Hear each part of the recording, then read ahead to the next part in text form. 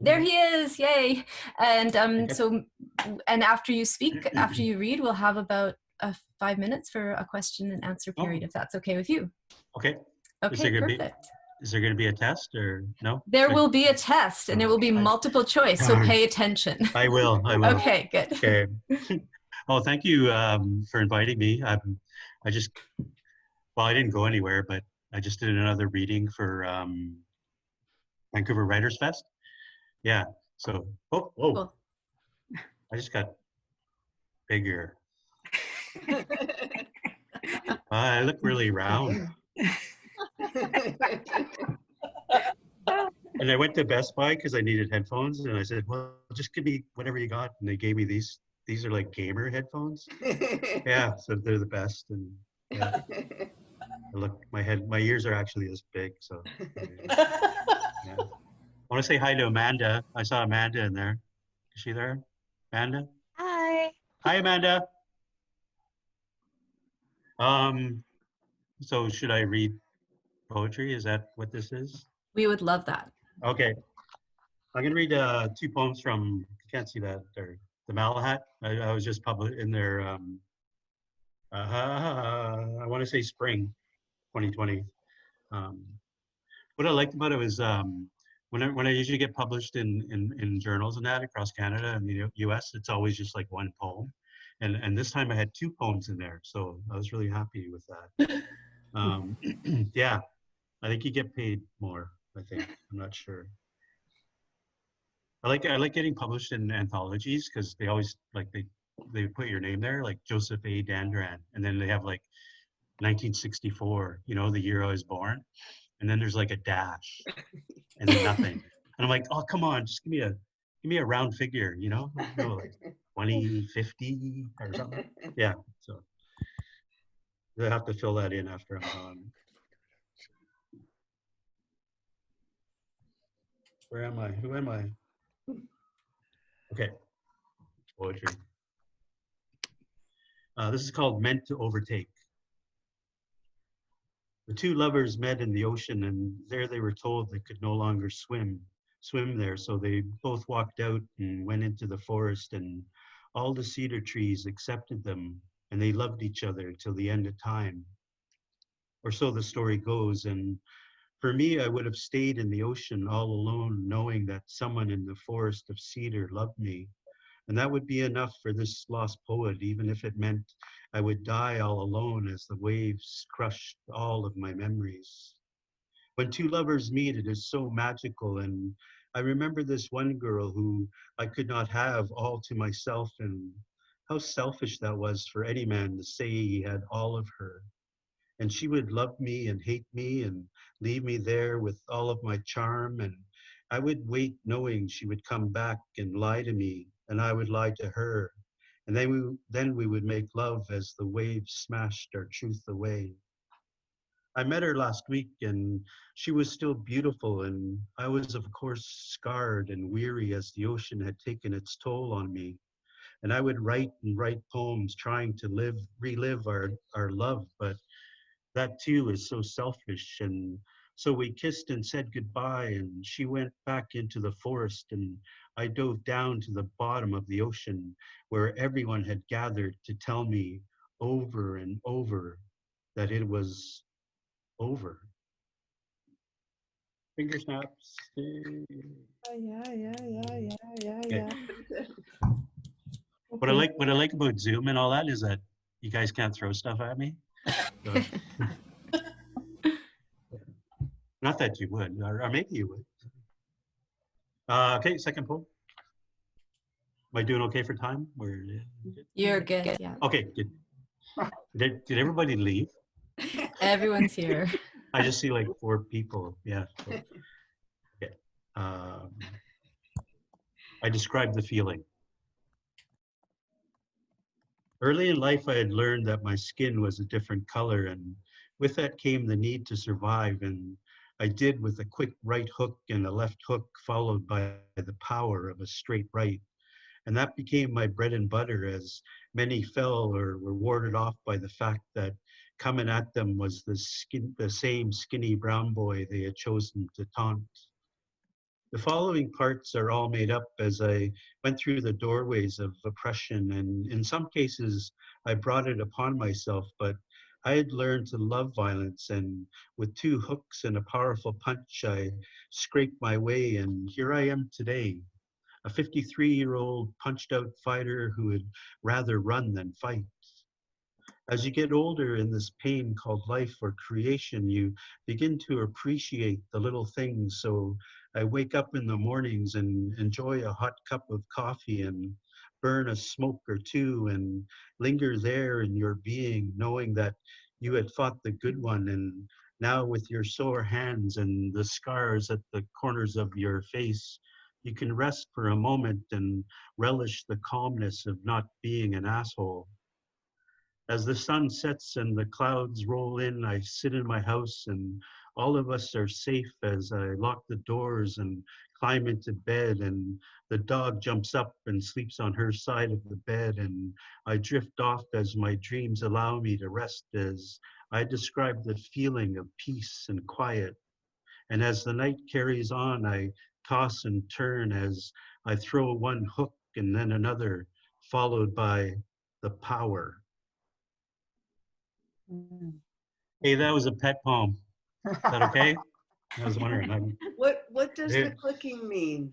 it's slam poetry. So whenever, because when I teach a lot of kids of that online. So for when I finish reading something or story or whatever, I just get them to snap their fingers. Yeah, it's a poetry slam. Thank you. You're welcome. You can clap. But then your lights would go on if you're a clapper. When, Ah. hey. Am I good for time? One more poem or? You're good. Yeah, Okay. you have at least 10 or 12 more minutes. Oh, okay. Yeah, you're good. Yeah. Okay, I can just sit here and talk if you want. Um, okay. I kind of, my last reading, I was telling people like how much I've written in since this whole thing hit us. Because as writers, I felt like we have no excuse but to write, you know, it can't make it. So I've written like 3 manuscripts of poetry and 3 new plays. And then we're like, oh my God, it's a lot. But it's all good. Okay. I can swear on this, can I? Can I? Okay, there's a couple F-bombs, so I don't want to. That's okay. That's okay. Good. Yeah, go for it. Okay. You guys aren't going to show up at my house. No. Okay.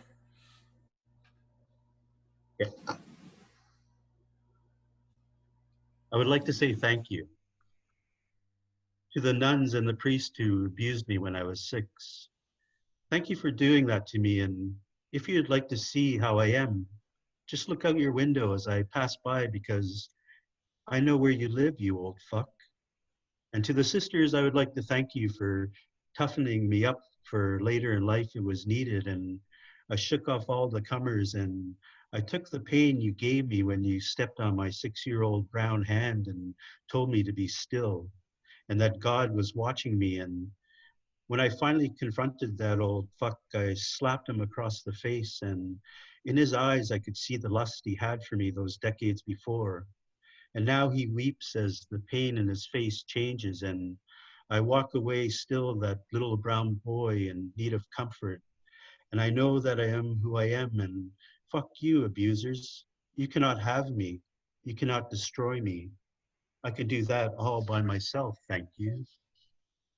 To the men who used me when I was 9 or 10, thank you for scarring me and giving me nightmares as they still haunt me here at 55 in my little office where I punch out poems to soothe the soul, where I can relive the torture of being touched by men. Thank you, and I will visit you one day and go up to you, slap you, kick you, bite you, end you.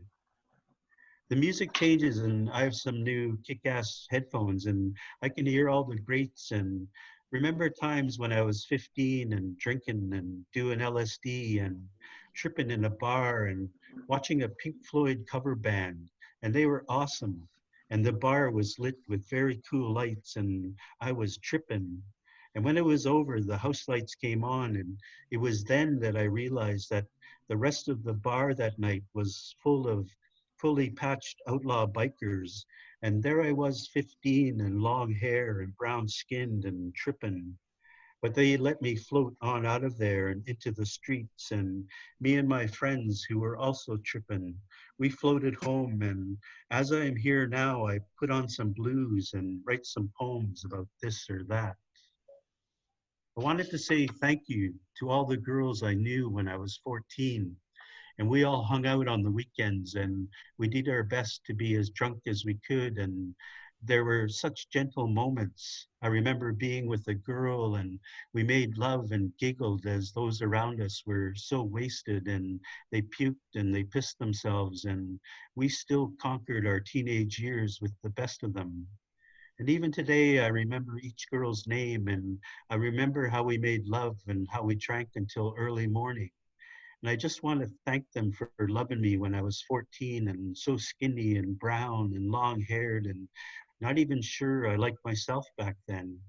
And I am sure I do not like me now. The edges are creepy, the hair is gone, the eyes are crooked, so is the nose. I weep to myself to write a poem for all you girls, even though I know I have been forgotten. Oh, You guys okay? Sorry. oh yeah. Wow. Wow. Jeez. That really happened to me when because I was studying in Ottawa, and you could drink in Ottawa and then you could go right across the bridge into Quebec and you could drink longer. And I remember going to see that there was this really awesome Pink Floyd cover band. Yeah. You see all of us now? I kind of know I'm. Because that happened to me, and I pressed gallery, Oh, okay. and then now I see everybody. Yay. I did it. I'm on the phone. Thank I you. see You're welcome. many people. How are we doing?